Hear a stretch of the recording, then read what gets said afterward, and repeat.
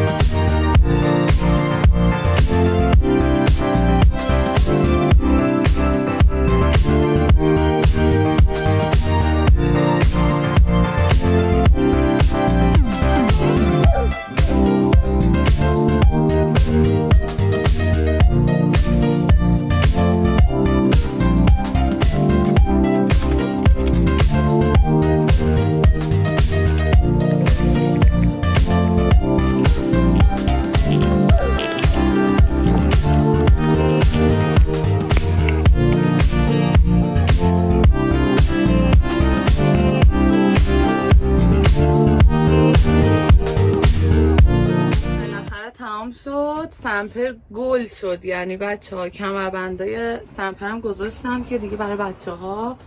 این ور که گلا پتوها رو گذاشتم، اونجا هم خالی کردم بچه ها لوازم بزنن. یخچال یعنی گل کردم و تمیز. دستشویی همونم گل شد و تمیز شد. کابینت ها رو بهتون نشون بدم. کابینت ها، لوازم، این کابینت، ادویه و اینا. بعد چی اینم یه سری خوراکی و دستمال و اینا، یه سری چیزام اومدین پایین که حالا باز جا داره. بعد دیگه جونم براتون بگه اینام همه تمیز شد دیگه.